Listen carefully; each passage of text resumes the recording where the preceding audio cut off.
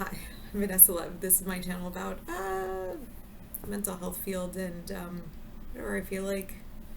So I have a controversy that I actually don't know how you're going to react to. So let's get into it.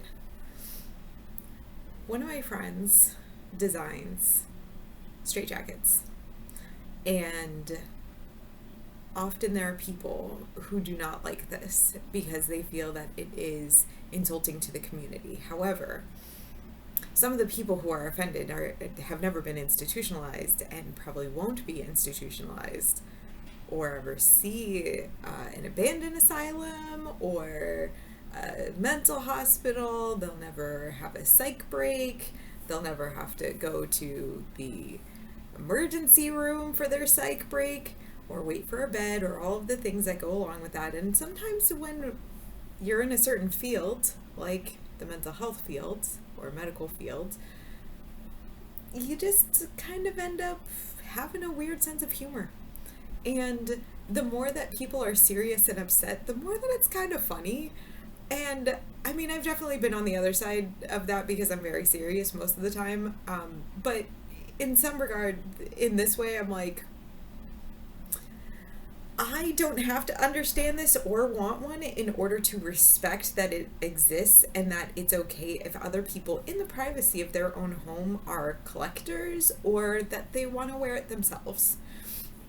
And there are people who in the oddities community, and there is an oddities community, want the history of these places preserved.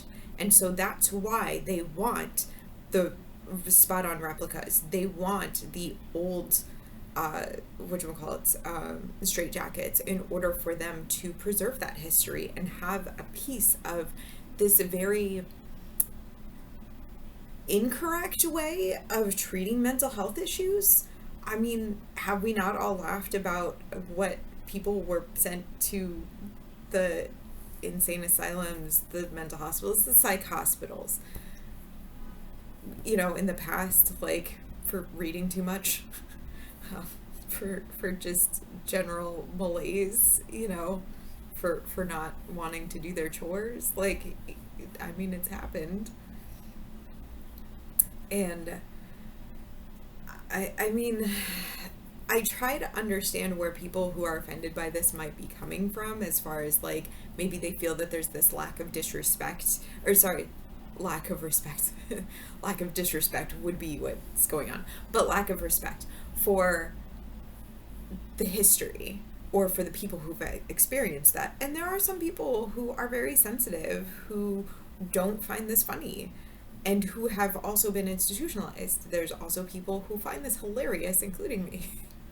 Who, like, it's just one of those things where I'm like, actually, when I worked at the psych hospital, and let me tell you, I have changed my wording because we always called it a mental hospital until it was the short-term behavioral health center. Yeah.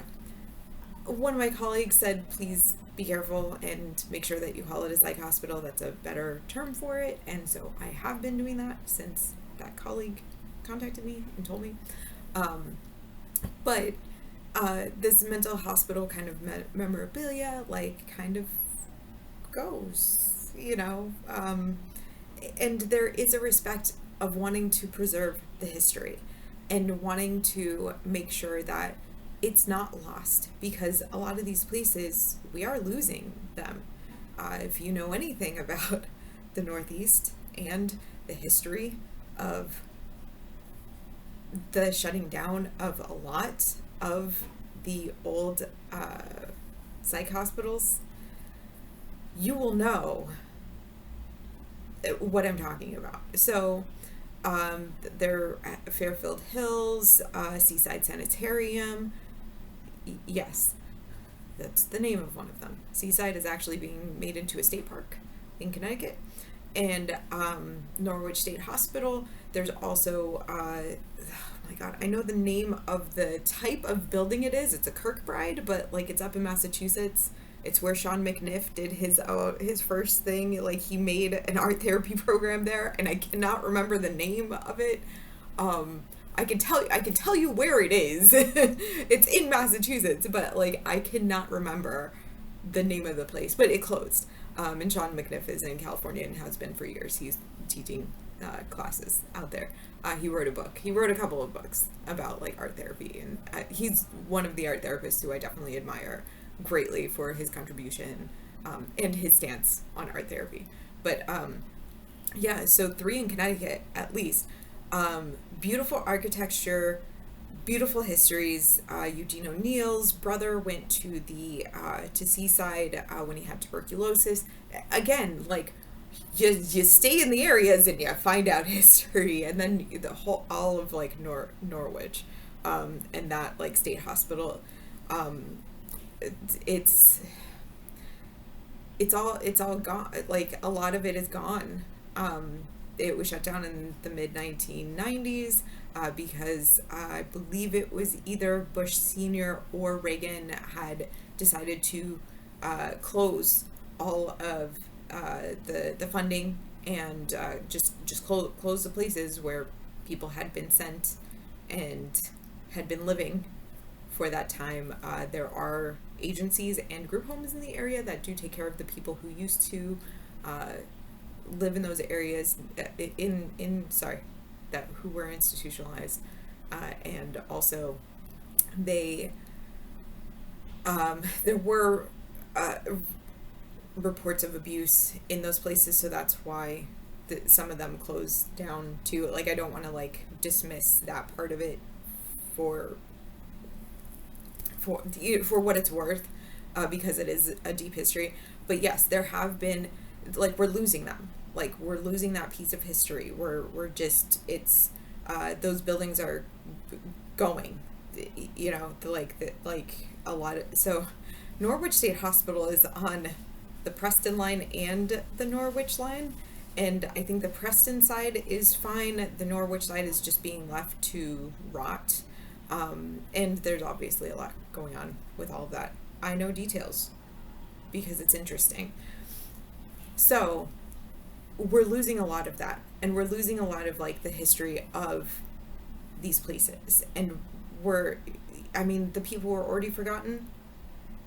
Now time is taking those places away because it's one of those things where we don't want to admit that it happened, and people are trying their hardest to preserve these things and to, you know, maybe have some sort of there's so much where I'm just like negative attention, just trying to get attention, enjoying every moment of it. So maybe it's not negative attention, but like it feels like negative attention because people are upset by it, but like it's not meant to be that way, but people are upset by it. You know, it's meant to definitely show respect. I don't know anyone in that community who'd be like, oh, haha, those fucked up people or whatever. They're, you know, like they want to know the history. They want to they want to preserve that history. They want like to make sure that they're getting everything that they, you know, can out of the history of it. You know, I know Norwich State Hospital in particular is very appealing to a lot of different people. For me, it's Seaside, like hands down. That place, so interesting. Oh my gosh, the history, and that it's like right on the coastline, and like there's a lot to it that I'm just like, and then all of the other things. I've actually done three paintings on just Seaside, because it's hauntingly beautiful. And I'm so glad that it's going to be turned into a state park. But yes, you know, like I think that people just inside the community, we all kind of understand and we can have our dark sense of humor, but outside the community, that humor can definitely appear like we're just mean and disrespectful and like not maybe acknowledging I guess maybe the patients in the situation, but like even the patients sometimes have like jokes within themselves or find things funny. I used to work at a psych hospital, and down the road was a bar, and I remember distinctly that there was a band with a weird name, and I can't remember what the name was. Like maybe they were called like the lunatics or something, but they were like, yeah, this is our name because we've all been institutionalized, we're all on medication, he has schizophrenia, isn't that funny, ha ha ha, you know. But the cool thing was that they were in a band. Like, they could show up, they could practice, they could get gigs. Like, power to them. Because some of the medication that they could be on could very well make it very difficult for them to play their instruments. And I respect the hell out of them for doing it. And, like, it's been many years since I've worked in the psych hospital. I only went out with those coworkers who were kind of around my age, like, once. And then I was so done with everything in their culture. My other coworker was right. Don't hang around them.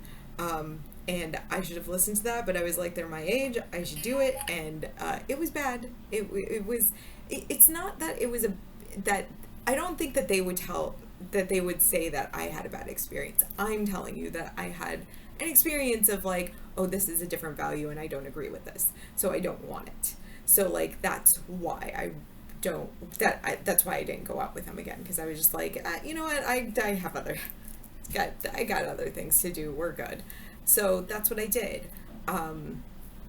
You know, it just became very complicated after all of that. They didn't mind dating each other. I just have a personal standard of not dating people where I work, and I'm like, well, I'm a private practice. I'm definitely not dating where I work. Sorry, it's so funny to me.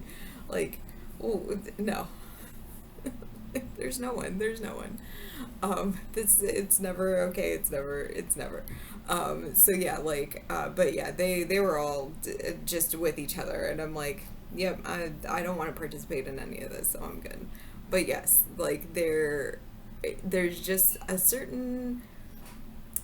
If I saw any of them again, which I have, you know, like, it's just a certain amount of, not necessarily funniness that we have, but, like, there's definitely an understanding that, like, if you're not in the community, you don't understand. Because, yeah, this community will give you a dark sense of humor. Anyway, I hope that was helpful for you, or at least getting some, like, ideas going as to, like, why it's okay. You might agree or disagree. Maybe you've never thought about this, and maybe this is something that will kind of spark a debate. Anyway, I will talk with you soon, and I hope you have a good one. All right, thanks.